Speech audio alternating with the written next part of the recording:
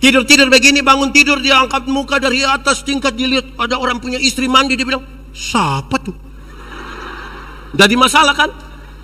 Jemaat, ada 3 hal rumit dalam hidup ini. 1, menjaga rahasia. Sama-sama 1, 2, 3. Jaga rahasia itu susah. Saya bisa bilang, kita dua sama Bapak ya, kita dua ya.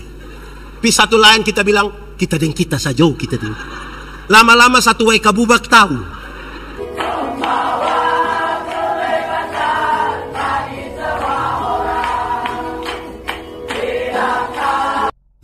Kami berdoa, Tuhan jauhkan semua penggoda pencobaan. Biar dalam damai-Mu kami belajar firman Tuhan. Kami rindu pada firman-Mu. Berfirmanlah bagi kami Tuhan, di dalam nama Yesus firman yang hidup itu kami berdoa. Amin. Bapak Ibu Saudara-saudara, Shalom.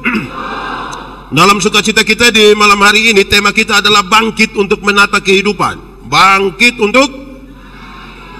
Saya ajak kita renungkan bagian yang sangat familiar ini, Mazmur 23 ayat 1 sampai 6. Yang sudah dapat katakan amin. Amin betul. Separuh tidak buka Alkitab juga amin. Itu tipu itu tidak akan bangkit itu jatuh terus itu. Kita akan membacanya bersaut-sautan. Saya baca bagian ayat yang tercetak keluar dan jemaat membacakan bagian-bagian ayat yang tercetak ke dalam. Menurut Mazmur 23, Tuhan gembalaku yang baik, Mazmur Daud. Tuhan adalah gembalaku, takkan kekurangan aku. Ia membimbing aku ke air yang tenang. Ia menuntun aku di jalan yang benar. Sekalipun aku berjalan dalam lembah kekelaman, sebab Engkau besertaku. Engkau menyediakan hidangan bagiku. Engkau mengurapi kepalaku dengan minyak.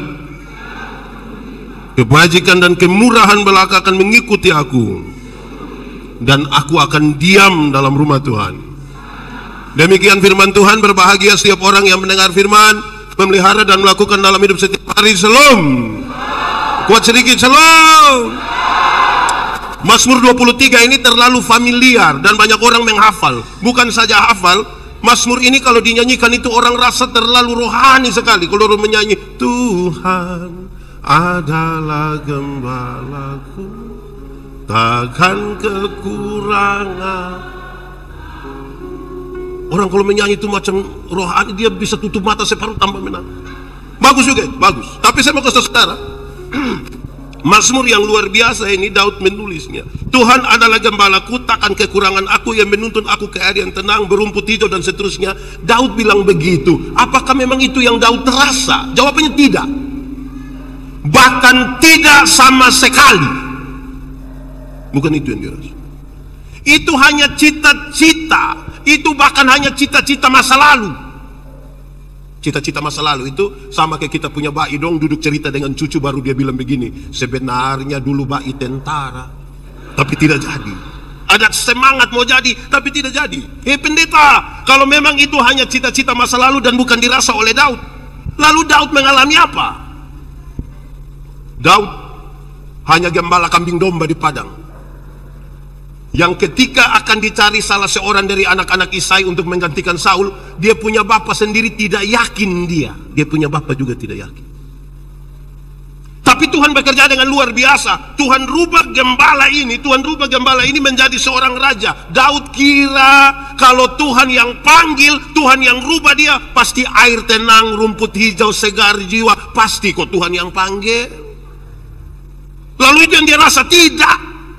Apa yang dia alami? 1, Daud kasih hamil orang punya istri. Dia punya nama siapa itu perempuan?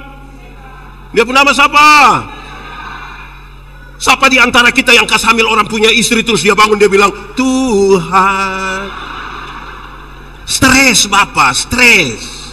Betul kok tidak? Di WK Bubak ini ada yang pernah terjadi begitu? Ada. Coba tanya dia, itu aman kok tidak? Tidak aman. Ngeri. Ini perempuan sekarang hamil. Lalu apa yang dilakukan oleh Daud? Dia bangun sebuah konspirasi untuk membunuh itu perempuan punya suami. Dia pun nama. Suara kecil. Orang di WK Bubak ini pendiam-pendiam semua. Betseba punya suami nama Uria atau Urea. Saudara lihat, dia punya istri hamil, bukan urus selesaikan masalah. Daud panggil Yoab, Yoab bikin perang. Taruh Uria paling depan. Musuh datang, kamu sengaja lari, matilah Uria. Ini baik. Rumput hijau, ngeri. Sampai di situ? Tidak. Daud punya anak laki-laki, berjuang begitu rupa untuk merampas dia punya bapak punya jabatan. Dia punya anak nama siapa? Nama siapa? Absalom dong tidak tahu, tapi Gemoy dong tahu. Ini orang dong macam apa?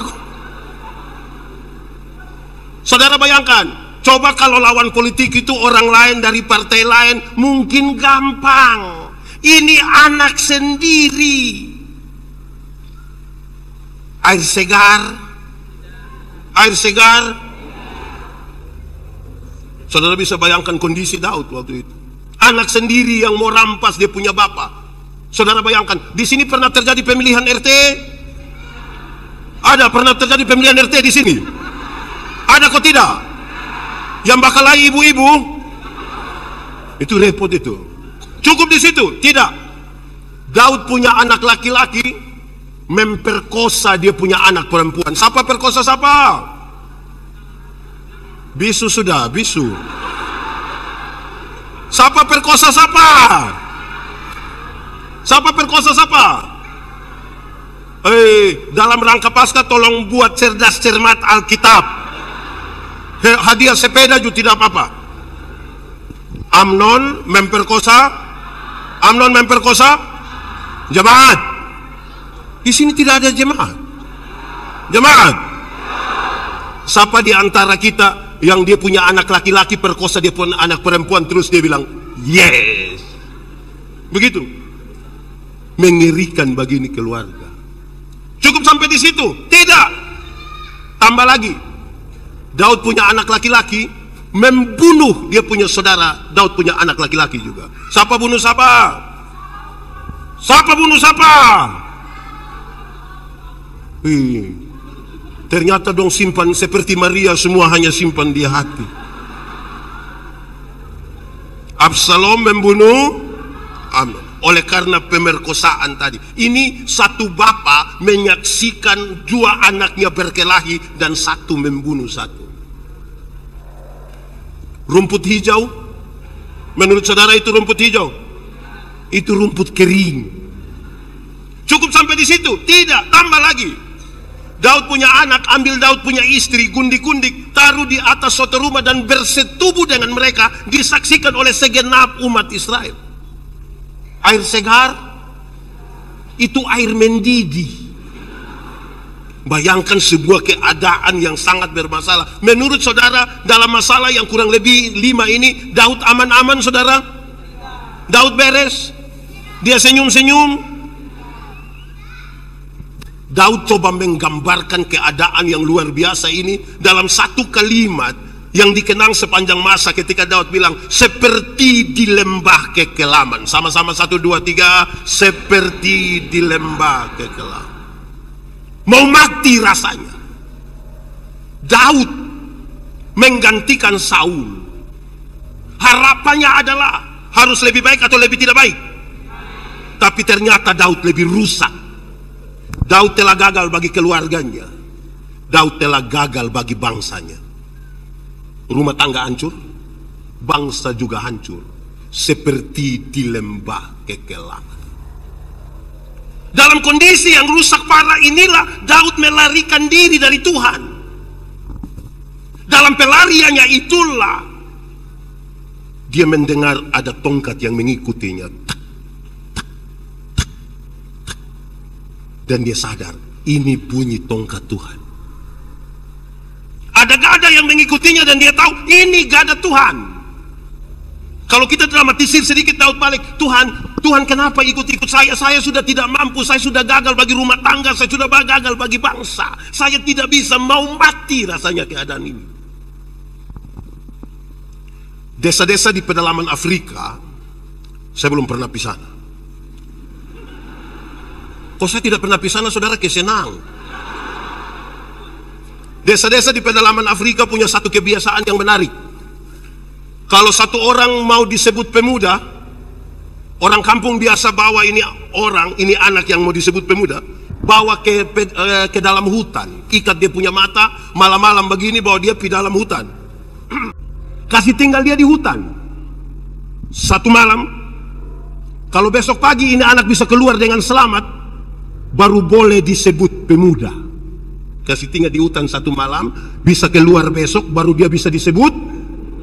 Saya bayangkan kalau itu terjadi di NTT, di Sumba, saya yakin kita tidak jadi pemuda. Itu kita sampai remaja kita sudah, kita mati sudah. Adalah satu anak, sudah harus disebut pemuda. Orang kampung ikat dia punya mata, bawa masuk di dalam hutan Afrika.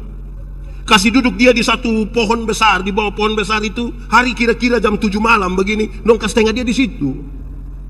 Lalu orang kampung keluar, kasih tinggal dia sendiri di hutan itu. Setelah orang-orang kampung sudah keluar semua, dia coba buka dia punya kain yang ikat dia punya mata, dia buka, dia lihat, gelap. Lapar, dingin, tapi itu belum seberapa. Karena yang lebih dari itu, saudara-saudara, ini di tengah hutan Afrika. Pak, ada binatang kok tidak? Pasti ada. Saya bayangkan pasti ada nyamuk. Hutan besar begitu tidak ada nyamuk. Ada kok tidak? Kecoa, ular, buaya, singa, harimau, baingau. Banyak. Ini anak ketakutan. Laparnya itu tidak seberapa dibanding dengan ketakutan. Dia duduk diam-diam. Dia harap-harap cemas kapan matahari pagi bisa muncul supaya dia keluar. Walaupun dia tidak pasti. Karena apa? Siapa tahu pas matahari pagi muncul begini, pas dia mau keluar tiba-tiba singa bilang, dia juta. Hari kira-kira jam 4 subuh, tiba-tiba dia rasa, dia dengar ada sesuatu jalan menuju dia. Dia dalam hati mati, sudah mati. Ini barang makin dekat, dia makin takut. Dia mau berteriak, tapi dia takut juga. Siapa tahu ini barang tidak lihat dia, pas dia berteriak baru barang bilang dia. Dia diam saja, tapi ini barang makin dekat sampai dia tidak tahan. Tiba-tiba dia balik. Waktu dia balik begini, ternyata, kenapa saudara lihat saya? Saudara ini gaduh. Macam kita terlalu tegang, saudara-saudara. Biasa-biasa sajalah.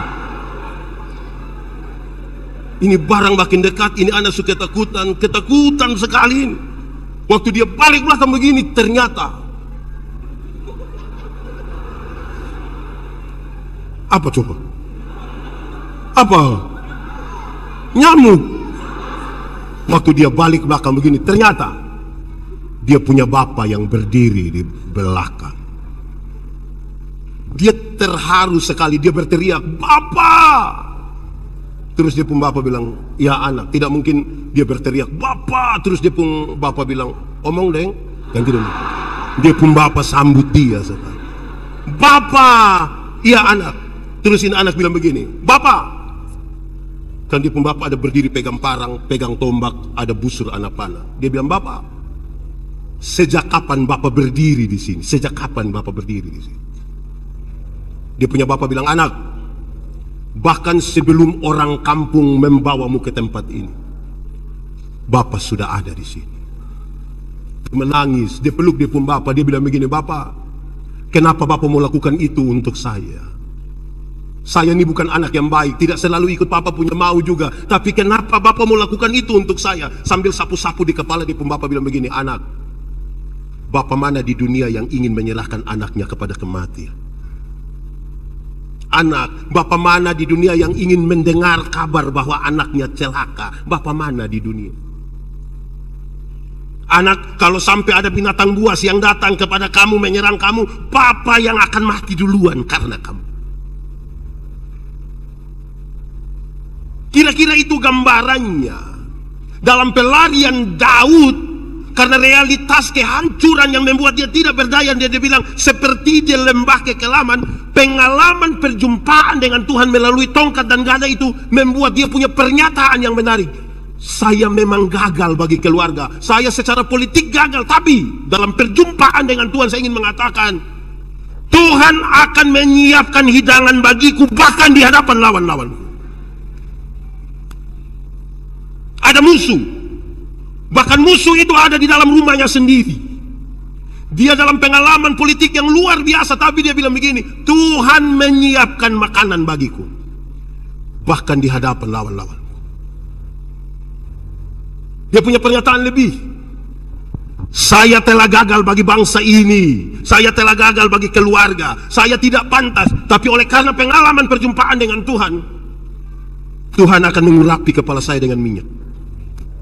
Saya akan jadi imam bagi keluarga saya dan bagi bangsa ini walaupun saya gagal. Berkat jasmani, berkat rohani, kebajikan, kemurahan akan Tuhan berikan bagi saya. Tapi ada konsekuensi logis di balik itu semua bagi sebuah pemulihan. Dia bilang begini, dan karena itu aku akan diam dalam rumah Tuhan berapa lama? Berapa lama? Kira-kira begitu. Itu kronologinya. Jemaat, tinggal 10. Jemaat, ada satu keluarga kecil di Amerika. Saya juga belum pernah bisa. Mereka punya anak laki-laki umur 6 tahun. Pas itu anak umur 6 tahun dia punya mama hamil lagi. Doran dapat tambah satu anak, berarti anaknya ada berapa sekarang? Tapi sayang, anak yang kedua ini cacat. Entah virus apa yang kena di ini anak. Ini anak keriput dari ujung kaki sampai ujung kepala. Ini anak kelihatan seperti bayi-bayi tua yang sudah mau mati karena kulitnya berkeriput semua. Dokter panggil dia punya bapak mama. Dokter bilang begini, Pak, Ibu, ini Pak dengan Ibu punya anak, tapi saya mau kasih tahu, ini anak cacat. Kami menduga ini anak hanya akan hidup paling lama 4 tahun. Paling lama berapa? Setelah kasih tahu begitu, dorang dua suami istri bicara, Ma, ini anak cacat, tapi ini kita punya anak. Walaupun dia hanya akan hidup 4 tahun, mari kita lakukan yang terbaik bagi ini anak. Papa lakukan dia punya, Mama lakukan dia punya. 1 tahun, 2 tahun, dia punya mama beli satu kereta dorong kecil untuk dia punya anak laki-laki yang besar. Dia bilang kepada dia punya anak, Kak, pagi-pagi kakak muat kakak punya adik di atas kereta dorong, bawa dia keliling ini perumahan biar dia dapat udara baru, biar dia dapat sinar matahari pagi, mungkin akan buat dia sedikit lebih enak. Senang sekali dia punya kakak ini. Ambil kereta dorong dia punya adik keluar keliling-keliling kompleks. Dia punya kakak, punya teman-teman, lihat bilang, woi, kau dorong siapa itu? Saya punya adik, boleh kami lihat? Boleh. Larilah dia punya teman-teman, pas mereka mau lihat, mereka kaget. Aku, ini yang kau punya adik? Iya. Benar yang kau punya adik? Iya. Kenapa dia jelek begini? Kenapa dia keriput seperti orang tua? Kenapa? Rupa-rupanya pernyataan dari dia punya teman melukai dia punya kakak. Lalu ketika dia punya kakak terluka, apa yang dia buat? Dia bawa ini anak ke pinggir kali kering, sungai kering. Di Amerika itu juga ada sungai kering. Dia buang ini anak di situ. Bukan saja buang, dia marah-marah. Gara-gara engkau, saya pun teman omong-omong. Gara-gara engkau, lebih baik engkau mati lebih cepat daripada hidup. Jangan tunggu 4 tahun, mau mati sekarang. Setiap kali dia buang dia punya adik itu, dia punya adik mau coba berusaha bangun, dia tendang dia punya adik kasih jatuh. Dia punya adik mau bangun, dia tendang ulang kasih jatuh. Dia lakukan tiap hari, tiap minggu, tiap bulan, tiap tahun, tanpa dia ketahui oleh dia punya papa mama. Sampai satu hari ketika mereka duduk di sekitar meja makan, dia punya mama lihat pada anak yang cacat ini. Dia mama bilang begini, Nak, nanti mama ambil makanan buat adik ya. Dia punya anak ini bilang, Tidak usah, Mbak. Tidak usah. Loh, kenapa tidak usah?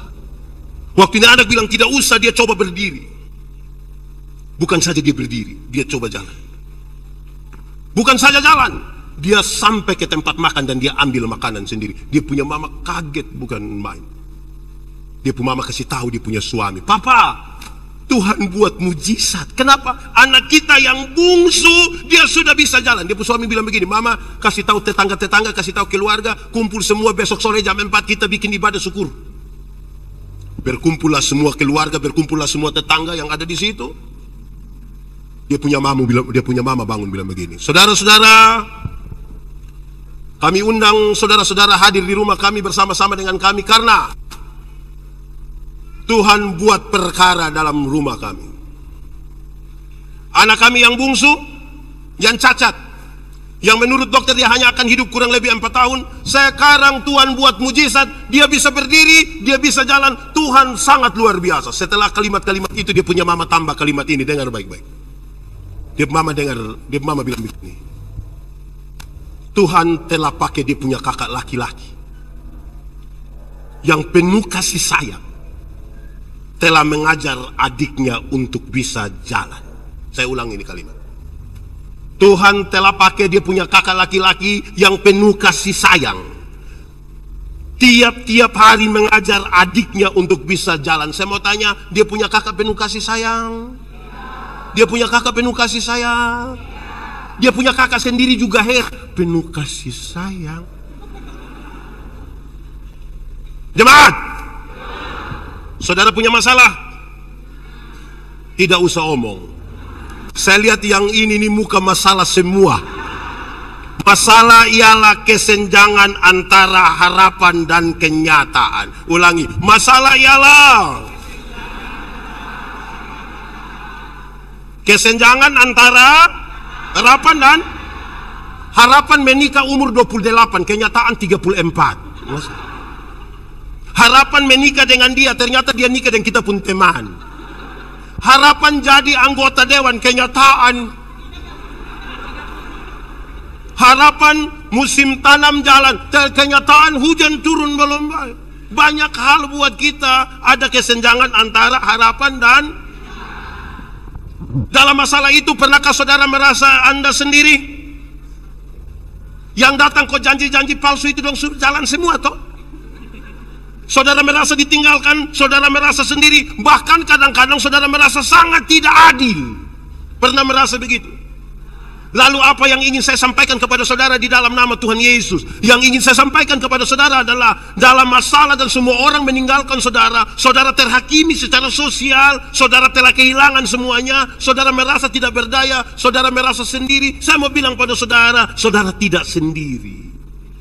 Hei pendeta, kalau saya tidak sendiri, lalu saya dengan siapa? Saudara sementara bersama-sama dengan Tuhan. Hei pendeta, kalau saya bersama-sama dengan Tuhan, lalu Tuhan buat apa dan Tuhan di mana? Saya mau bilang pada saudara, waktu saudara sendiri dan tidak berdaya, itulah Tuhan sementara melatihmu untuk bisa berjalan.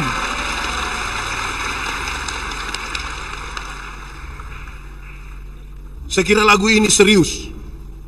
Seperti burung nasan. Saudara tidak tahu? Tahu kok tidak? Nah, kenapa suruh saya solo? Seperti burung nasa, apa? Melatih anaknya untuk bisa apa? Terbang tinggi.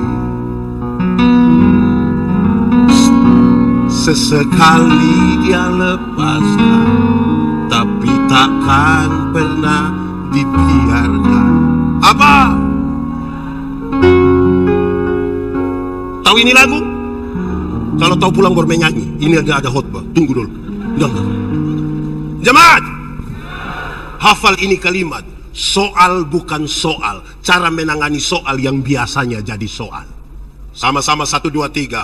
Soal bukan soal. Cara menangani soal yang biasanya jadi. Anak muda, di sini nenek-nenek semua. Anak muda, putus cinta itu soal ke tidak?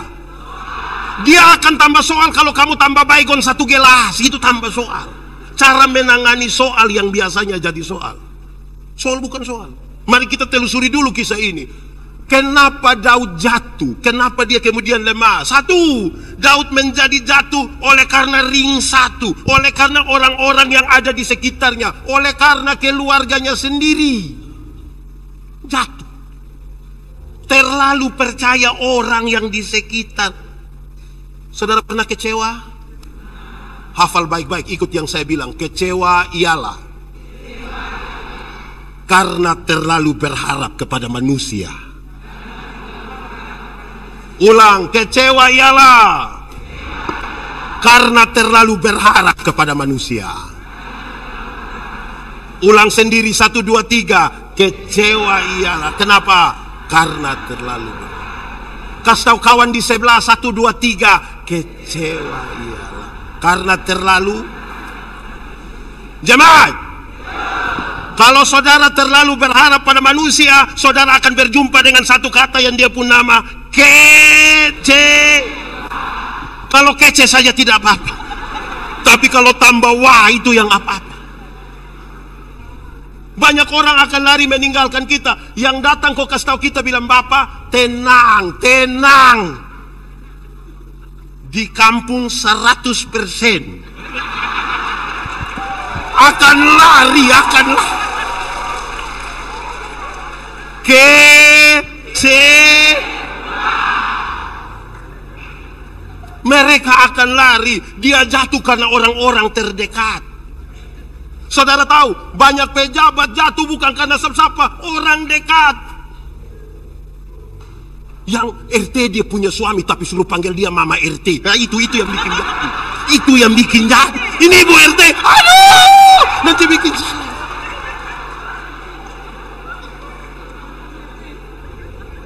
Yang kepala sekolah dia punya suami tapi suruh panggil dia Mama Kepsek. Oh. Lama-lama dia tanda tangan rapor dong, kok bikin susah kita semua. Ini anak muda. Yang camat itu kampung Bapak, kamu jangan bikin diri ke kamu yang camat, berhenti. Bikin susah Bapak. Hati-hati deh orang dekat, hati-hati. Kita baru dapat jabatan sedikit, lolos anggota dewan, jadi eselon 2, lolos jadi bupati, wakil bupati. Kita aman-aman. Keluarga di kampung yang bilang, tenang, aman, tenang. Jemaat, Tuhan menolong kita di pertama-pertama atau terakhir-terakhir? Tuhan biasa tolong kita di pertama atau terakhir? Pertama atau terakhir? Pertama atau terakhir? Saya mau bilang pada saudara, Tuhan rindu menolong saudara di bagian pertama, tapi saudara biasa menempatkan Tuhan di bagian terakhir. Kok bisa begitu pendeta? Bisa. Waktu kita ada masalah, orang tidak serta-merta berharap pada Tuhan, tidak. Waktu ada masalah dia bilang tenang. Kok ini mai tua pun kakak pun adik kandung pun saudara perempuan pun ipar pun ini pun itu.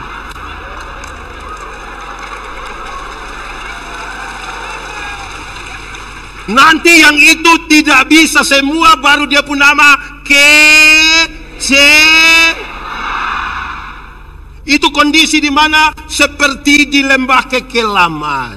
Itu kondisi orang Kupang bilang seperti di buku bambu. Setelah dia kena buku bambu baru dia bilang, Tuhan tolong. Pas Tuhan datang tolong, dia marah Tuhan lagi. Kenapa datang terlambat Tuhan? Padahal Tuhan mau tolong dia di bagian, tapi dia taruh Tuhan di bagian. Tuhan datang tolong, dia masih marah Tuhan lagi, bilang kenapa datang? Jemaat, air minum itu penting kok tidak? Tapi kalau kasih di anak yang tidak haus air, dia akan pegang itu air dan dia pakai main-main. Pernah lihat anak kecil siram-siram pakai itu air mineral? Karena dia haus atau tidak? Tidak haus. Memulai sebuah pemulihan harus mulai dari kerinduan dan rasa haus kita akan Tuhan. Kalau tidak bisa. Jemaat, Tuhan biasa menempatkan manusia pada 3 kondisi. 1, ada kondisi di mana kita mau, Tuhan juga mau. Kita mau, Tuhan bilang yes. Oh itu senang. Itu kepingin bersaksi di semua. Bila perlu datang yang pendeta, saya bersaksi dulu, saya bersaksi. Itu status di Facebook itu, Tuhan Yesus baik, Tuhan Yesus teramat baik. Kalau kita mau, Tuhan juga. Tapi ada kondisi kedua. Kita mau tapi Tuhan tidak mau. Pernah alami? Banyak. Kita mau ini tapi Tuhan tidak mau. Lantas apa yang kita rasakan? Kece. Ada kondisi ketiga, saudara. Kondisi di mana? Tuhan mau tapi kita yang tidak mau. Pernah alami Tuhan mau sesuatu tapi kita tidak mau? Contoh, misalnya kita ada marah seseorang. Saudara ada marah seseorang kok tidak? Dia ada di sini. Coba lihat dia, coba lihat. Kenapa lebih banyak lihat saya? Saudara marah. Kalau kita marah seseorang, kita benci dia, terus Tuhan bilang begini, ade, ampuni dia, ampuni dia. Tuhan mau toh kita ampuni. Tapi hati kita masih sakit toh. Dia datang, ame ini logistik dong, semua berpikir dia hilang, dia terima bendera lain, kan kita hati sakit. Bagaimana sekarang kita mau mengampuni dia, kita bilang Tuhan, saya mau ampuni, tapi kalau ingat dia, ya toh? Akhirnya kita tidak bisa mengampuni. Jemaat, mengampuni itu satu paket dengan pendamaian. Pengampunan dan pendamaian itu satu paket. Ada orang mau mengampuni tapi tidak mau berdamai. Ada yang mau berdamai tapi tidak mau mengampuni. Yang mau mengampuni tapi tidak mau berdamai itu dia biasa bilang begini, pendeta, untuk marah saya tidak marah, untuk marah saya tidak marah. Dia mau datang juga silakan, rumah tak buka silakan. Tapi untuk saya yang pergi ke dia, maaf. Pernah alami itu? Pernah? Itu mau mengampuni tapi tidak mau Ada yang kedua terbalik dari itu, mau berdamai tapi tidak mau mengampuni. Yang mau berdamai tapi tidak mau mengampuni itu kan biasa anak kecil dong. Anak kecil ini main kelereng dong, bertengkar, berkelahi, dia punya bapak tapi dam. Ayo damai. Nah kita kalau berdamai ini kan biasa jabat tangan toh. Cium ini yang kau saudara. Besok yang kau susah bukan kelereng yang bantu, saudara yang bantu, ayo cium. Itu dia punya cara cium itu. Kelihatan berdamai tapi hati tidak mengampuni. Jadi kita urai dulu pertama. Yang buat kita jengkel, yang buat kita lemah, yang buat kita jatuh paling banyak orang yang ada di sekitar kita. Istri. Wih, ini istri punya semangat. Kata-kata yang kuat dan membangkitkan itu mesti datang dari istri. Amin. Ada satu keluarga orang datang di saya, pendeta, kami mau cerai. Saya bilang kenapa? Hidup sudah tidak cocok, tidak bisa. Cerai. Tiap hari kita baku pukul bapak. Begitu. Bapak mau kita baku bunuh? Jangan juga. Oke, saya tanya dulu. Kamu sudah nikah berapa lama? 10 tahun bapak. Bagus. Anak berapa? 4. Tiap hari kamu bakal lagi? Iya bapak. Saya bilang, saya heran dengan kamu dua. Saya heran kamu dua ini. Heran apa bapak? Yang kamu bakal lagi tiap hari anak 4. Yang kamu bakal lagi tiap hari anak 4. Apalagi kalau kamu dua sayang. Itu satu TPS kamu punya anak semua. Jadi jangan kata-kata kita hanya melihat dari yang buruk. Orang dekat itu dia memberi support yang kuat untuk bangkit lagi. Bagaya. Ada satu ibu, karena tiap hari bakal lain dan dia punya suami toh.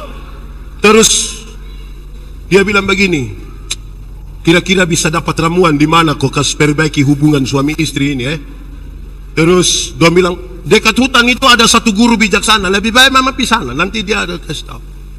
Waktu sampai dia bilang, Bapak guru, ada ramuan kok tidak? Ramuan untuk apa ibu? Kami punya rumah tangga yang tiap hari bertengkar, tiap hari berkelahi, mau mati kita. Tapi untuk kepentingan rumah tangga, saya mau supaya perbaiki. Oke, baik. Mama bisa, tapi dia pembahan ini agak susah. Kecuali kalau mama jamin mama bisa dapat. Oh apa? Ini ramuan terdiri dari 3 helai kumis harimau.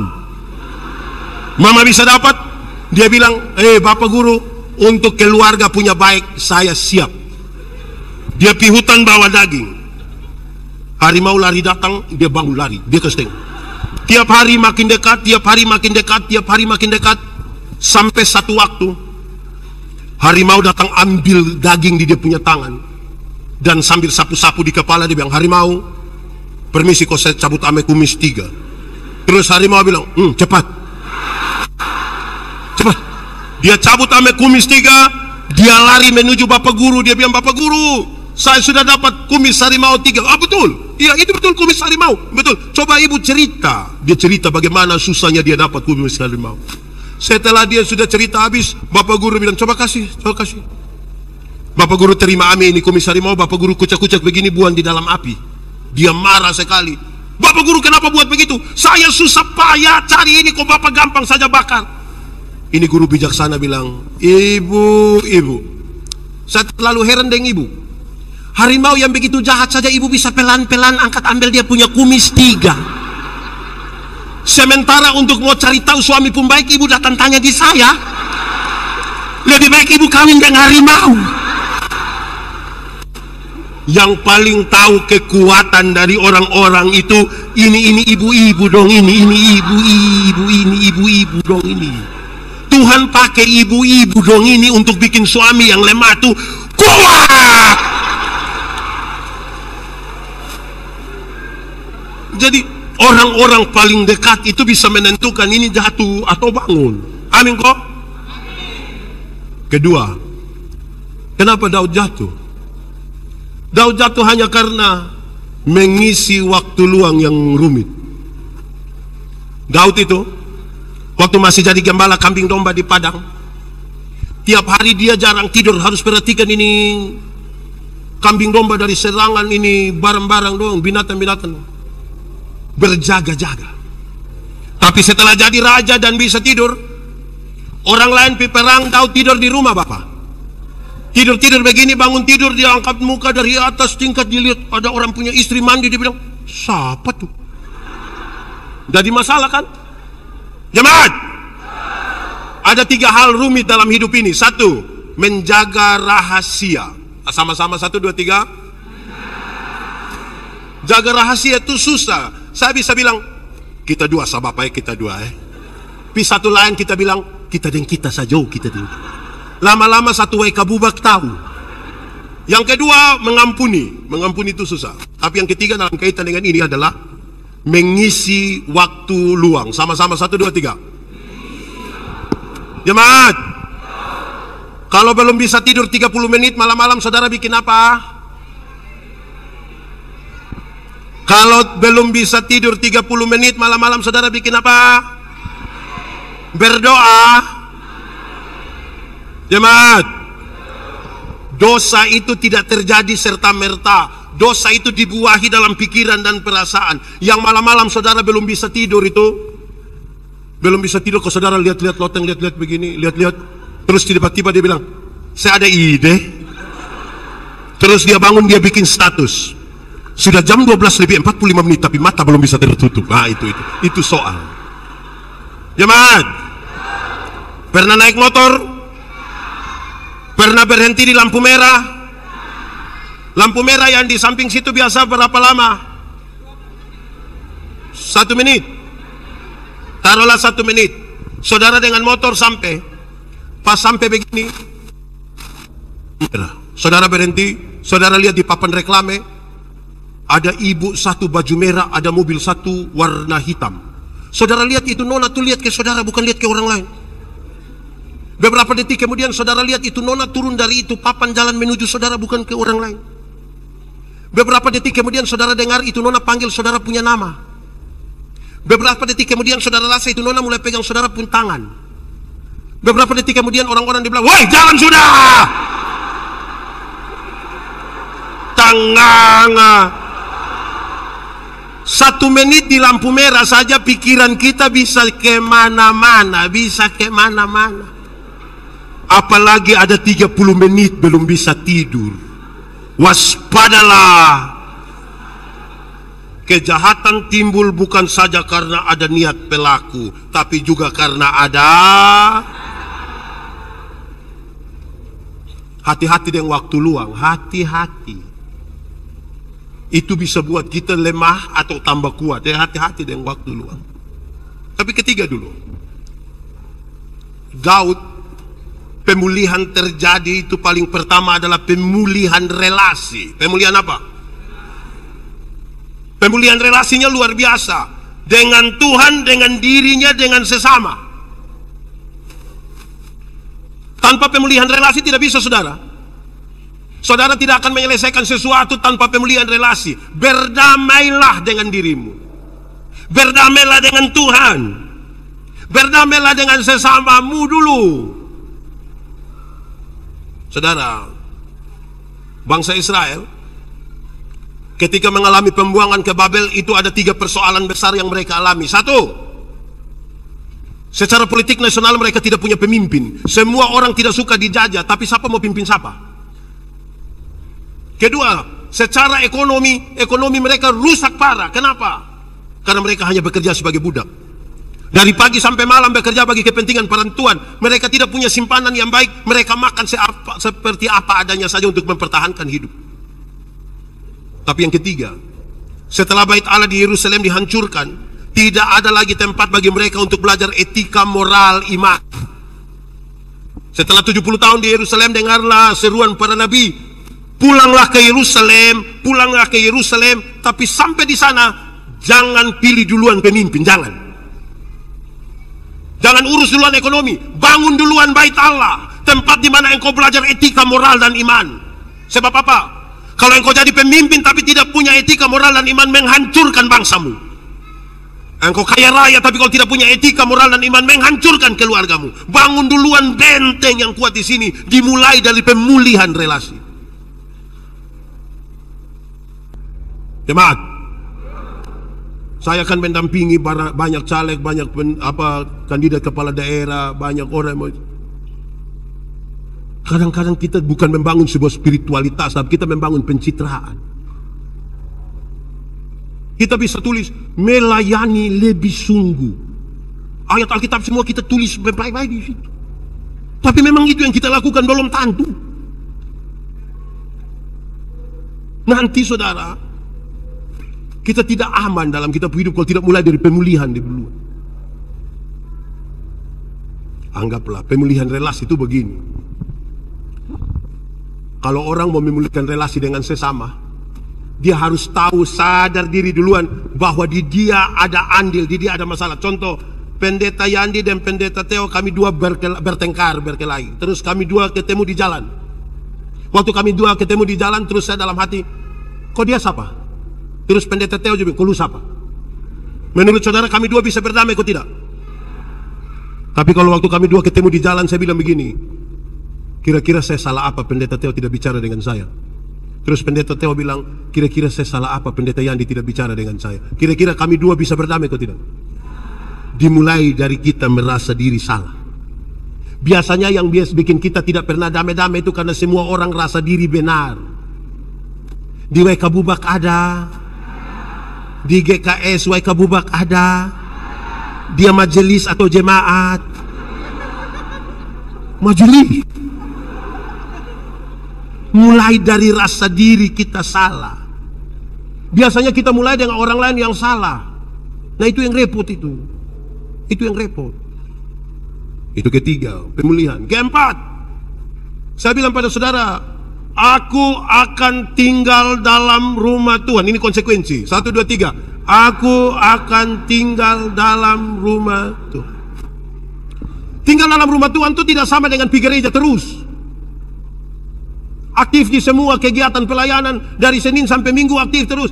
Tinggal dalam rumah Tuhan bukan begitu. Tinggal dalam rumah Tuhan itu berarti tunduk kepada apa yang menjadi perintah Tuhan. Banyak orang punya aktivitas rohani tapi tidak tinggal dan tunduk pada perintah Tuhan. Contoh, kalau saudara biasa makan di rumah jam 6:30, di Saipul Rumah makan 6:30. Kira-kira kalau saudara pergi ke Saipul Rumah, saya ikut saudara 6:30 atau saudara ikut saya 7:30? Saya ikut saudara yang 7:30 atau ikut yang 7:30?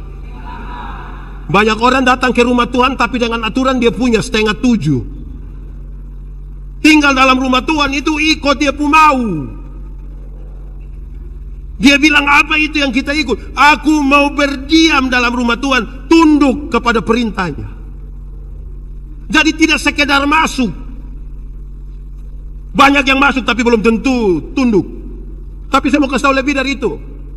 Supaya jangan ada bilang, Pak Pendeta kalau begitu tidak masuk, tidak apa-apa. Harus masuk. Jemaat, kenapa KPI ini malam saya lihat ibu-ibu, mama-mama lebih banyak dari bapak-bapak? Ini mama janda semua atau tidak? Teh bapak. Ini bapak dong, ini juga terlalu. Ini bapak dong, ini juga kadang-kadang. Saya suka bilang di mana-mana ada jemaat ini yang dong pemalas gereja sudah terlalu. 1 tahun itu dong bisa gereja hanya 2 kali, Natal 1 kali, Paskah 1 kali. Makanya dia punya nama jemaat napas. Karena Natal 1 kali, Paskah 1 kali, singkatan tambah panjang, napas 1-1. Kalau napas 1-1 itu tiba-tiba ingat gereja mati pun. Ada jemaat yang selama hidup ikut ibadah itu mungkin 4, 5, 6 kali saja. Pertama waktu dia nikah, kedua waktu anak baptis, ketiga waktu anak sidi, keempat kemungkinan besar waktu pemakaman dia. Ini bapak-bapak dong, ini justru bapak-bapak. Woi, mantap. Tepuk tangan dulu guys bapak-bapak. Ada bapak-bapak nih yang waktu masih pacaran, rajin sekali dia jemput dia punya pacar itu pergi ibadah di gereja, rajin sekali, rajin. Nanti sudah menikah, istri pergi ke gereja dia tidak pergi. Terus pendeta bertanya, Bapak, kenapa kasih tinggal ibu sendiri pergi ke gereja? Kenapa bapak tidak pergi? Terus dia bilang, pendeta, waktu pendeta kasih nikah saya dan ibu, kami dua telah menjadi satu. Jadi mama kalau sudah pergi itu sama dengan bapak sudah hadir. Memangnya kalau mama sumakan sama dengan bapak sumakan? Ini ibu-ibu juga satu, ini ibu-ibu dong juga satu. Ibu-ibu, ini ibu-ibu dong, ini style cantik-cantik datang gereja jalan sendiri. Terus pendeta bilang, ibu, suami? Terus dia bilang, tahu sendiri, tahu sendiri. Sudah tahu suami begini, kenapa kawin dengan dia? Aneh-aneh saja. Hei, anak muda, nona muda, kamu jangan terlalu yakin dan terlalu percaya kamu punya les yang ini. Jangan terlalu percaya, jangan terlalu dia punya les. Jangan. Besok bukan satu les, semua kosong. Ini semua kosong. Jangan yakin. Nona, kamu sudah ada pacar kok belum? Belum. Saya kasihan dengan kamu. Nona, ajak kamu punyong itu ikut ibadah. Ajak kamu punyong ikut ibadah. Ibadah pemuda. Kasih tahu dia, nyong, kakak, umbu, ibadah. Kalau dia tidak mau, ibadah. Kalau dia tidak mau kasih tahu, nanti kalau dia tidak mau kasih tahu dia, ada kue. Saya kasih tahu. Makin dekat seorang laki-laki dengan Tuhan, makin dekat dengan orang yang dia kasihi. Bagaya. Makin dekat seorang suami dengan Tuhan, makin dekat dia dengan istrinya. Makin dekat seorang istri dengan Tuhan, makin dekat dia dengan suaminya. Makin dekat orang tua dengan Tuhan, makin dekat dia dengan anak-anaknya. Makin dekat anak-anak dengan Tuhan, makin dekat dia dengan orang tuanya. Jadi suruh pergi ibadah. Saya kadang-kadang sebagai pendeta, saya pendeta jemaat juga, saya heran. Ini jemaat dong, ini menarik sekali. Kalau ada ibadah syukur, orang undang kita ini pergi ibadah syukur. Ini menarik ini, kita pergi. Sampai sana, waktu ibadah, orang sedikit.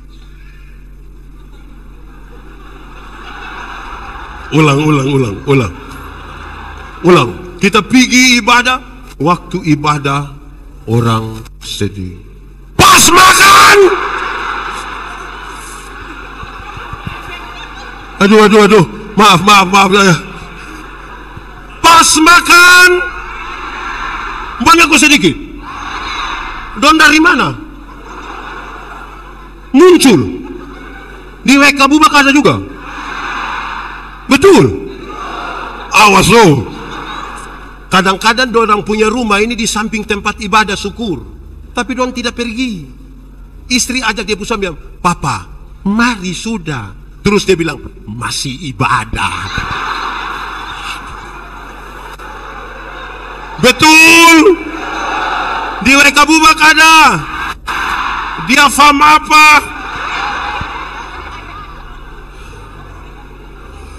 Saudara kalau tidak setia beribadah, mau pemulihan apa saudara? Mau pemulihan apa? Ada ruang-ruang tertentu dalam hidup kita yang hanya Tuhan yang bisa isi untuk menolong kita. Spiritualitas itu gerakan dari dalam ke luar untuk membangun, bukan dari luar ke dalam. Dari dalam keluar. Yang di dalam itu dia punya nama teologi. Yang keluar itu etika. Perjumpaan teologi dan etika itulah spiritualitas. Menggerakkan orang dari dalam untuk membangun hidup dan seterusnya. Itu spiritualitas. Orang kalau spiritualitas bagus dia dapat lihat sampah, itu diangkat sebegini. Karena ada gerakan dari dalam keluar. Tapi kalau spiritualitasnya tidak bagus karena tidak diasah, dapat lihat sampah dia kasih dia pun kawan. Pas saya mau ambil lu foto. Itu namanya pencitraan.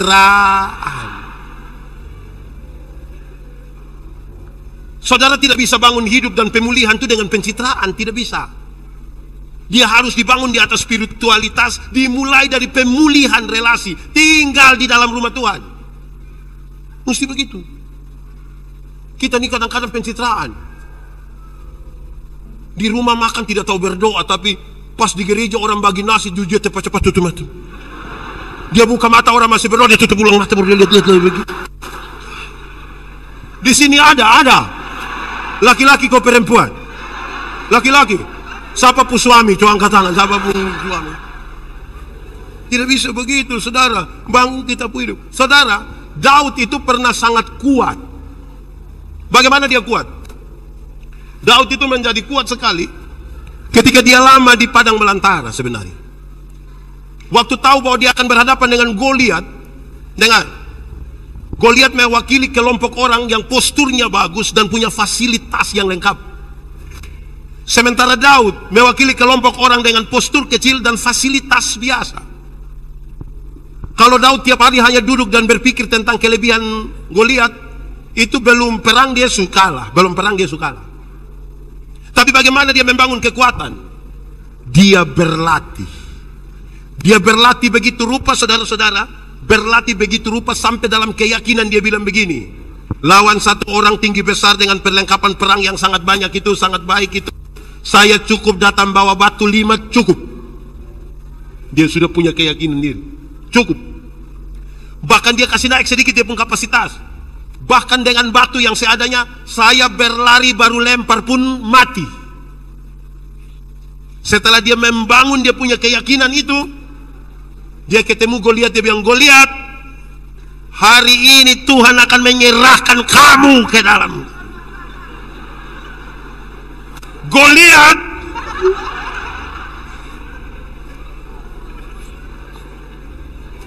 jadi dia bekerja.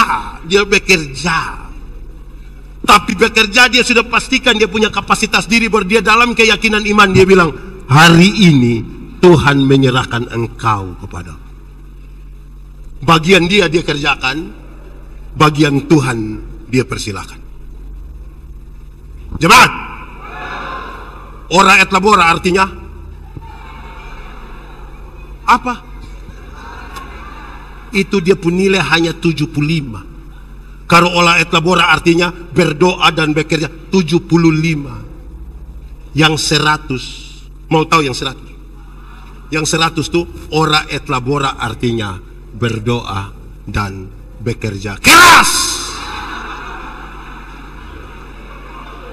Ora et labora artinya keras. Jangan balik doanya yang keras-keras. sampai kehabisan tenaga kerja. Jemaat, Tuhan memberi makan kepada burung pipit, tapi tidak melemparkan gandum ke dalam sangkarnya. Itu burung mesti keluar dari sangkarnya dan mencari di ladang-ladang di mana-mana. Resiko dia kena. Di sini ada yang biasa fiti burung. Hai. Jemaat, orang kalau dia hanya berdoa tanpa bekerja, dia hanya berharap pada mujizat. Mujizat itu ada, tapi saya tidak sarankan saudara berharap pada mujizat. Iblis bilang begini, Yesus, kalau engkau anak Allah, rubah batu ini jadi roti supaya engkau makan. Tuhan Yesus tidak rubah bukan karena dia tidak bisa. Dia bisa atau tidak? Tapi dia tidak rubah oleh karena dua alasan. Satu, dia tidak mau ikut perintah iblis. Tapi yang kedua, dia mau kasih tahu, masa mau bikin roti saja pakai mujizat?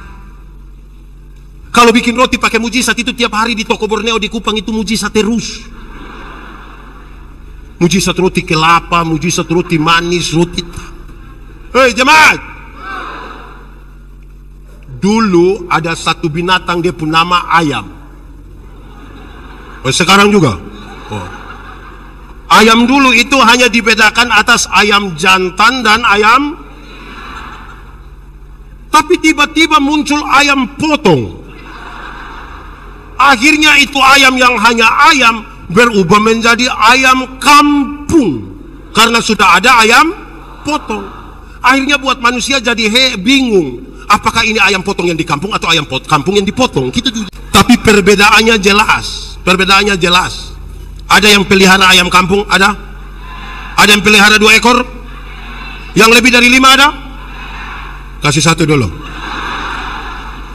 Ayam kampung kita pelihara setengah tahun, itu ayam masih kecil juga, tapi dia punya daging enak kok tidak? Kalau betina bertelur kok tidak? Dijual mahal kok tidak? Karena itu ayam mengerti proses. Beda dengan ayam potong toh.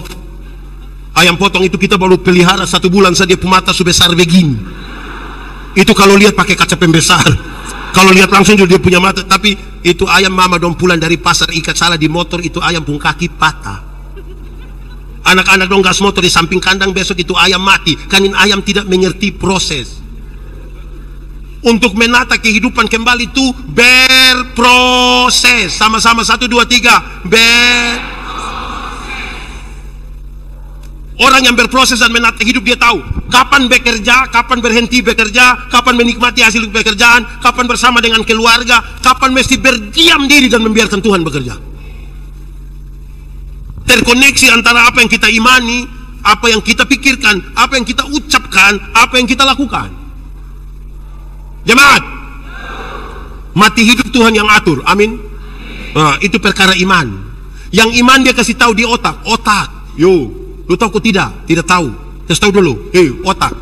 Mati hidup Tuhan yang atur. Oh, iya. Jadi otak engkau tolong kasih tahu kaki supaya kalau ada trek lari kencang ikut muka kaki, jangan lompat ke tengah jalan. Jelas toh? Ada masa depan dalam tangan Tuhan. Amin. Tuhan menyiapkan masa depan untuk kita pu anak dong. Amin. Tapi yang antar ini anak dong pi sekolah ini bukan Tuhan yang antar. Siapa yang antar? Siapa yang antar? Atau siapa di WK Bubak ini karena dia terlalu sibuk pagi-pagi dia berdoa, Tuhan saya sibuk jadi Tuhan tolong jemput anak. Tuhan yang jemput pulang kita menangis, ibu menangis. Jadi kerjakanlah bagian kita, kerjakanlah sama-sama 1, 2, 3, kerjakanlah. Saya dalam satu seminar saya bilang begini, jemaat, orang yang beriman pura-pura adalah orang yang tidak mengisi otaknya dengan ilmu, yang tidak bekerja dengan tangannya, talenta dan kesempatan yang Tuhan kasih, tetapi selalu berdoa minta diberkati. Itu iman pura-pura. Tidak isi otak dengan ilmu, tidak bekerja dengan karunia, talenta, kesempatan yang Tuhan kasih, tetapi selalu menyanyi, kiranya Engkau memberkati aku berlimpah. Kerja. Jemaat, kalau tangan kanan gatal artinya Siapa yang ajar Susi? Kalau tangan kanan gatal artinya mau dapat uang. Hei, kalau tangan kanan gatal artinya dapat uang, berarti orang koreng itu kaya raya. Kok itu bukan tangan kanan saya yang gatal, semua gatal habis. Jemaat, Alkitab kasih tahu satu-satunya cara untuk dapat berkat ialah kerja. Apa? Kerja, bukan bagatal, kerja. Nah, bukan dulu kok garu-garu begini, garu-garu begini. Nah,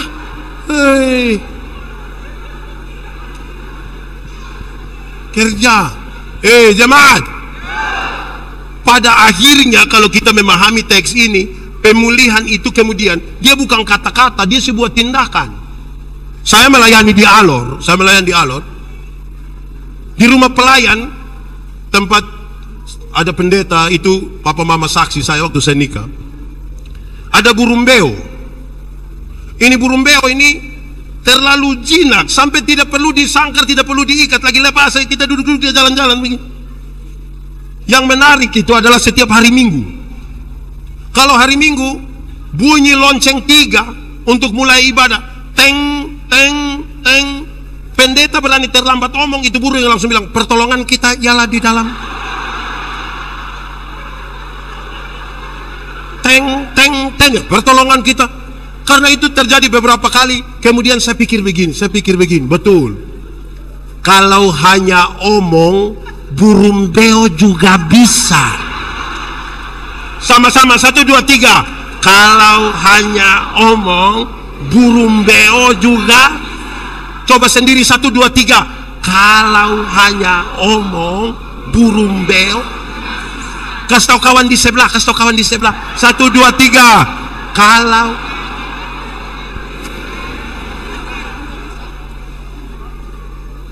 mantap toh? Kita kan lebih dari burung beo toh? Betul kok tidak? Nggak hanya omong. Jemaat, orang tua di kampung kasih tahu kita bilang begini, coba-coba naik kelapa, kalau tidak bisa naik ulang. Pesannya ada 2. Dia kasih tahu, pertama, kalau Anda pernah mencoba, maka ada 2 kemungkinan, bisa berhasil, bisa gagal. Tapi kalau Anda tidak pernah mencoba, hanya 1 kepastian, yaitu apa? Gagal. Coba. Itu pesan pertama. Pesan kedua saya pakai contoh. Ada satu politisi, dia 3 kali ikut ini, mau apa lagi? Bukan caleg lagi, lain lagi. No, sedikit caleg. Dia ikut calon bupati 3 kali. 3 kali itu dia tidak jadi semua. Jadi saya bilang begini, Om, itu uang yang pakai untuk calon bupati itu 3 kali gagal. Kalau masih ada, tidak usah ikut lagi. Buka kios, supaya masuk 200, 300, 200 lebih. Dia jawab saya, yang saya juga heran. Dia bilang, pendeta, saya mau kasih tahu, orang kalau tidak pernah pancing itu yang pikiran macam kayak Pak Pendeta. Kok kenapa? Pendeta, kita kalau suka pancing ikan, kita pergi ini hari, duduk dari sore sampai besok pagi, tidak dapat apa-apa, besok kita datang kembali. Bagi orang yang tidak tahu itu, dia bilang, Bapak, kalau mau makan ikan cukup bawa 100 pi pasar langsung. Ya itu karena orang tidak paham filosofi. Saya duduk pikir-pikir, betul juga. Masuk itu harus dengan hati yang kuat. Kedua, dia bilang begini, pendeta suruh saya berhenti. Saya mau tanya pendeta, petani pernah gagal panen kok tidak? Petani pernah gagal tanam kok tidak? Dia bilang, coba pendeta cari itu petani, don tanya dorang. Apakah ada petani yang bilang, pendeta, karena hari ini, tahun ini, kali ini saya gagal tanam, saya gagal panen, maka saya berhenti jadi petani, saya berhenti. Kalau semua petani berpikir begitu, pendeta juga ikut mati. Saya juga pikir betul, dia gagal tapi tidak lagi berkas berhenti, dia mau maju. Amin kok. Saya melayani di Sabu 5 tahun. Ketemu satu koster, dia pun nama Amaju. Amaju punya 1 istri dan 5 orang anak. Satu hari saya tanya dia di muka istri dan anak-anaknya, saya bilang, "Ama, iris tuak itu susah kok tidak? Susah kok tidak?" Dia bilang, "Susah Bapak." Coba Ama gambarkan dia pun susah. Dia bilang, "Bapak, kita naik pohon tuak itu jam 2 pagi, turun jam 7 pagi. Karena pohon banyak, kita tidak bisa naik dari satu pohon turun kembali dari itu pohon baru pindah ke pohon sebelah. Buang waktu, buang tenaga. Jadi kita langsung sambung itu pohon punya daun. Langkah ke sebelah, resiko jatuh. Pisaunya tajam sekali. Kadang-kadang melukai kita punya tangan, kita punya jari. Belum lagi kalau ada tokek di atas." Terus saya bilang dia, Ama sudah tahu iris tuak susah begitu. Siapa suruh Ama mau iris tuak?" Dia lihat kepada dia punya istri dan 5 orang anak, dia bilang begini. Dia hanya bilang, Terus dia sambung, "Nanti dorang makan apa? Nanti dorang makan apa?" Berdasarkan itu pernyataan saya mengerti, kalau Amaju naik pohon tuak jam 2 pagi, turun jam 7 pagi, resiko jatuh atau terluka, dia melakukan itu bukan sekedar sebuah kewajiban, tapi apa? Tanggung jawab. Dia melakukan bukan apa? Tapi apa? Tapi apa? Orang kalau menata hidup dibangun di atas pemulihan dan tanggung jawab. Orang yang hanya kewajiban, majelis yang hanya tahu kewajiban, dia bilang, "Kok yang penting, kok pokoknya, yang penting, kok pokoknya." Itu kewajiban. Tanggung jawab itu kelasnya di atas itu. Amin kok. Saudara, bekerja, bergereja itu bukan selera. Contoh, saudara mungkin tidak suka pakai warna putih, tapi hari ini kan saudara panitia mesti pakai baju putih toh. Saudara bukan pakai baju putih karena selera, tapi kenapa? Tanggung jawab. Mungkin kan saudara tidak suka baju putih dan tidak bisa. Bergereja juga tanggung jawab bukan selera. Saudara datang di sini, menyanyi dari NKB, PKJ, KJ, apa lagi? Pokoknya yang itu. Itu bukan karena saudara punya selera, tapi kenapa? Banyak orang hari ini bikin gereja seperti rumah makan, pakai selera. Gereja bukan selera, tanggung jawab. Sama-sama 1, 2, 3. Tanggung jawab. Jangan bergaya. Kita nih kadang-kadang mau ikut selera sah. Jangan begitu, tanggung jawab. Orang yang bertanggung jawab itu kelasnya di atas ini apa? Kewajiban. Karena majelis separuh ini kan dia bilang, sedikit hari lagi sudah habis. Puji Tuhan. Yes. Baik habis majelis, kalau habis terus. Tuhan kasih kita kesempatan ini. Ini jemaat Donju 1. Tadi kan bercerita di mobil, saya bilang ini jemaat Donju 1. Saya tidak tahu GKS pun metode mekanisme pemilihan majelis toh. Tapi di Gemit, di beberapa gereja yang saya layani, aduh, jemaat pun cara pilih majelis, orang bilang begini, pilih dia karena dia yang ada oto. Supaya kalau pas ada acara kan tinggal pinjam dia foto. Bayangkan orang pemalas begitu, tanggal ada oto juga kita pilih dia. Akhirnya dengan bangga sekali dia bilang, sebenarnya saya tidak mau, tapi habis semua saya bilang, di GKS juga gitu. Tidak terlalu mantap. Sedikit lagi dunia kiamat di sini. Bagus itu. Jadi melayani dalam tanggung jawab, membangun sesuatu. Saudara, proses itu penting. Proses itu pemulihan, tanggung jawab. Yang ketiga, keputusan. 1, 2, 3. Kesedihan itu pilihan. Semua orang bisa sedih, tapi memilih untuk tidak sedih lagi itu pilihan. Mau menangis terus atau move on sudah. Saya kasih contoh. Pernah putus cinta? Terus-terus? Jemaat. Orang kalau putus cinta dan dia tidak segera move on, dia bisa sakit hati dari tamat SMA sampai mati. Karena nanti itu nyongka stay foto dan dia pun tanta kita yang tersinggung. Nanti kita capture itu foto, lingkar merah di itu tanta pun kepala, anak panah merah di dia punya mata. Kita messenger dia baru tanya, itu siapa itu? Harus ambil keputusan. Satu hari Seorang manusia ambil keputusan antara 300 sampai 1500 kali keputusan. Berapa? 300 sampai. Itu semua punya konsekuensi ke masa depan. Contoh, bangun tidur, mau langsung turun dari tempat tidur atau mau tarik tambah selimut. Itu keputusan. Bangun tidur, mau berdoa dulu atau foto. Itu juga keputusan. Itu semua punya konsekuensi ke masa depan. Jemaat, kenapa pendeta Yandi berkhotbah hari ini di sini? Karena saya pernah ambil keputusan kira-kira 29 tahun lalu untuk sekolah teologi, makanya saya ada di sini. Kenapa saudara punya istri itu suami istri yang itu, suami yang itu, istri yang itu? Karena saudara pernah ambil keputusan toh? Tidak mungkin saudara bilang, pendeta, saya benar-benar tidak tahu. Saya tidur-tidur begini, bangun dia langsung di sebelah. Tidak begitu.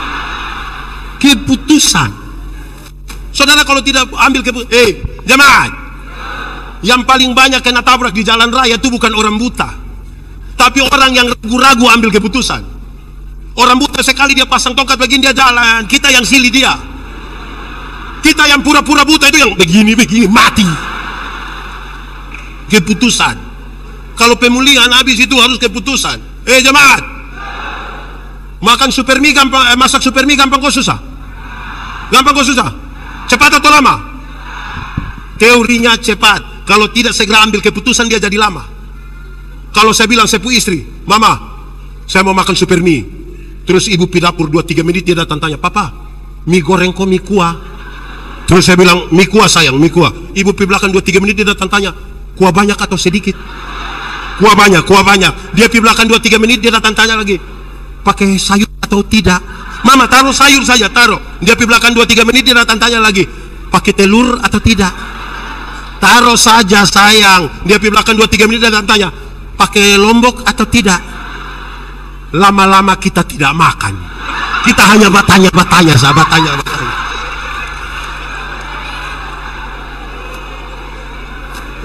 Jemaat, orang tua dulu bilang, di satu hari yang sama kita buru rusa 2 ekor sekaligus, dua-dua tidak dapat. Mesti buru. Alkitab bilang, orang yang mendua hati tidak akan pernah tenang dalam hidupnya. Bagi seorang perempuan, ada 2 laki-laki suka dan dia, yang harus dia lakukan adalah ambil keputusan. Bukan tiap malam hanya bilang ini. Lama-lama tidak keputusan. Sama-sama 1, 2, 3 keputusan. Orang yang tidak ambil keputusan itu tiap hari dia hidup hanya membanding-bandingkan dengan orang lain. Tidak mensyukuri apa yang ada padanya, tapi mencemaskan orang lain pembarang. Lama-lama orang lain yang beli kulkas, dia yang tidak tidur di rumah. Dia yang kedinginan. Lama-lama dia beku. Orang lain yang beli motor, dia yang tidak tidur, dia suruh dia pergi. Mama pitanya dulu, kenapa dong kredit kok cash? Hidup jam begitu. Keputusan. Sama-sama 1, 2, 3. Ibu-ibu, kalau suami banding ibu-ibu dengan ibu-ibu lain mau? Sebentar pulang dari sini terus suami bilang, mama, kenapa mama tidak sama dengan ibu di sebelah? Wih, pasti lu pindah di sebelah. Jadi saudara-saudara itu serius. Untuk kita menata kembali kita punya hidup harus dengan keputusan. Tidak bisa kita, Tuhan kasih kita, jemaat ikut ini, ikut ini. Masa lalu tidak bisa dirubah, tapi masa depan bisa dirancang.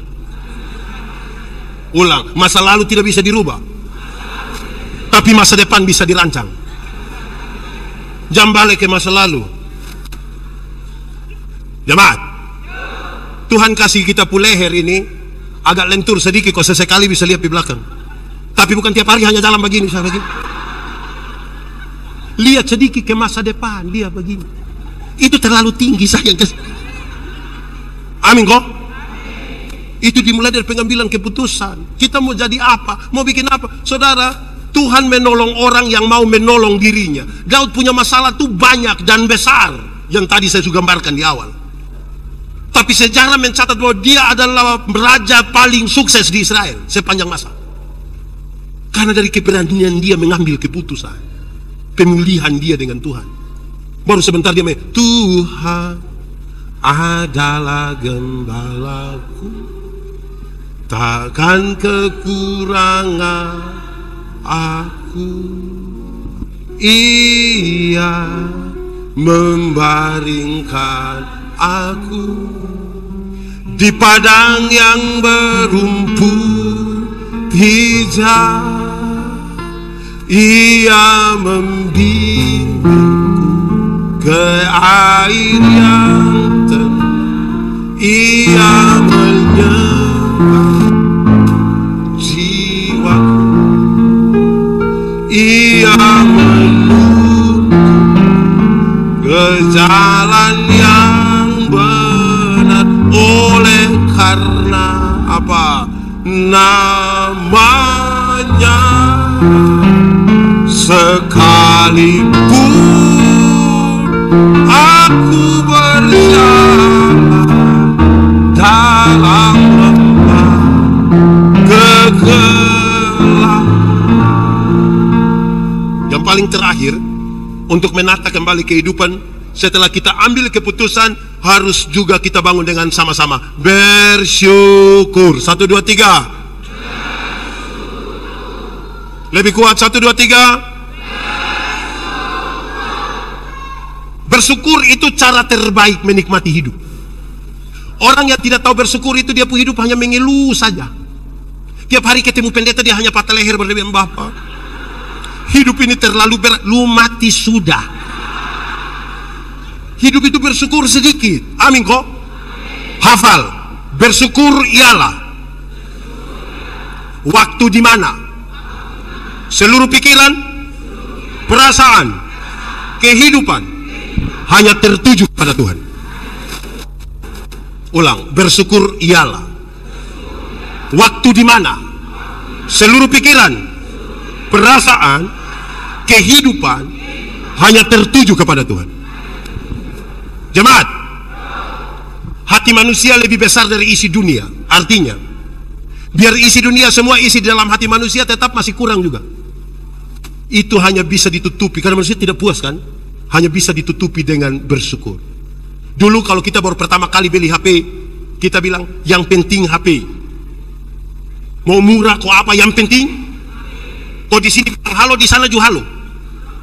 Tapi kalau hati tidak bersyukur, tiba-tiba HP Android keluar, dia mulai cari kelemahan dari HP lama.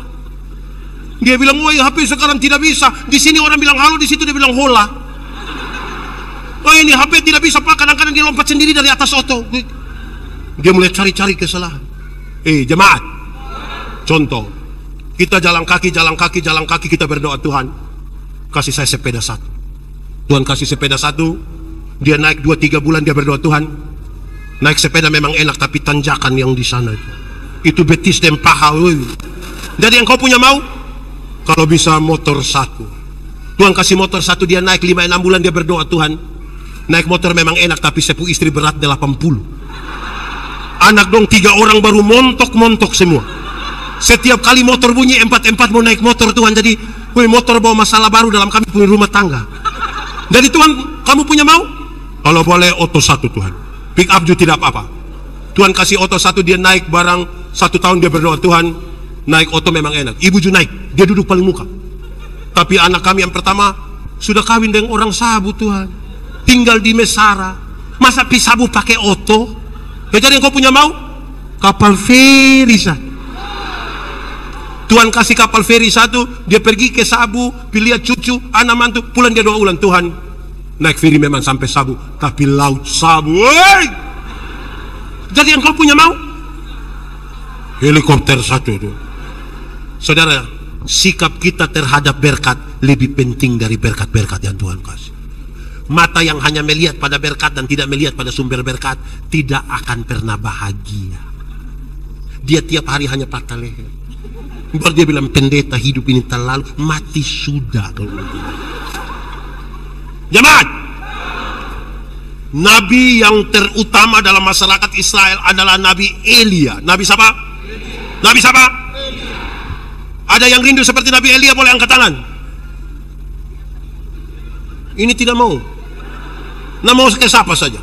Saya tanya banyak orang, rindu seperti Elia? Iya. Oke, mari kita lihat. Jemaat, itu hujan tidak turun 3 tahun. Terus Tuhan bilang, Elia, pergilah ke sungai Kerit. Aku akan memerintahkan burung apa? Burung apa? Gagak. Oh kakak. Burung gagak untuk memberi makan kepada engkau. Jemaat, kalau Tuhan suruh burung elang bisa bawa ayam 1 ekor buat Elia. Tapi Tuhan suruh burung gagak. Saudara pernah lihat burung gagak? Lihat siapa pun burung gagak? Pertanyaan itu penting. Saudara kalau tidak pernah lihat burung gagak, saudara tidak akan pernah mengerti arti itu firman. Kenapa? Paruh burung gagak yang seperti itu tidak dapat membawa barang yang berat. Dia hanya bisa membawa roti yang tipis. Jadi Elia makan roti yang tipis. Paruh burung gagak yang seperti itu tidak bisa menghancurkan daging yang masih segar, kecuali daging itu hampir busuk. Karena itu burung gagak dikenal sebagai burung pemakan. Jadi daging yang dibawa kepada Elia itu daging yang hampir busuk. Sementara saya mau tanya saudara, pernah makan roti yang tipis dengan daging hampir busuk? Pernah? Kalau saudara belum pernah makan begitu, hanya satu kata sama-sama, bersyukur. Karena Nabi yang luar biasa itu masih makan daging yang hampir busuk dan roti yang tipis. Masih pernah makan begitu? Saudara masih makan daging yang mantap-mantap bagus toh? Bersyukur. Habis makan daging itu, Tuhan bilang, Elia, pergilah ke Sarfat. Jarak dari Kerit ke Sarfat itu kira-kira 100 mil. 100 mil berarti kurang lebih 160 km. 160 km dari Wekabubak itu kemana kalau ke arah timur? Kemana? Dari sini ke Wengapu, jalan kaki. Sekarang saya mau tanya, pernah jalan kaki 160 km dari sini ke Wengapu? Saudara kan naik motor, naik oto toh? Hanya satu kata sama-sama, bersyukur. Jalan kaki 160 km sejauh itu, cari siapa? Cari siapa? Janda miskin atau kaya?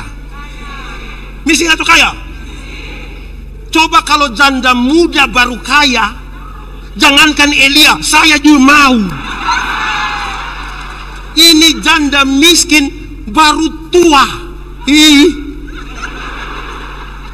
Tapi dia pergi. Iya toh? Ketemu janda miskin itu, dia bilang begini, Ibu punya minyak, ibu punya tepung, berikanlah kepada saya. Ini ibu bilang, Tuhan, kalau saya berikan ini tepung dan minyak, habis saya berikan pada Tuhan, saya mati. Elia bilang, ibu kasih dulu. Setelah dia terima, dia bicara dalam pengertian iman yang luar biasa. Dia bilang begini, Ibu, hujan mau turun 1 tahun lagi, 3 tahun lagi, atau 10 tahun lagi, itu bukan urusan saya. Tapi yang saya mau kasih tahu kepada ibu adalah, penyertaan Tuhan sempurna atasmu sampai kapan hujan itu turun ke bumi. Penyertaan Tuhan sempurna sampai hujan itu turun ke bumi. Itu iman dari orang yang bersyukur. Saudara jangan takut pada pemulihan. Tuhan pasti akan menolong saudara. Amin. Dalam konteks bersyukur itulah sekarang saya mau katakan tentang iman terakhir ya. Saya kira sudah terakhir, padahal masih ada satu terakhir. Iman. Kita mulai. Siapa yang mulai? Dia terlalu semangat. Wow. Iman ialah dasar dari segala sesuatu yang kita harapkan dan bukti dari segala sesuatu yang tidak kita lihat.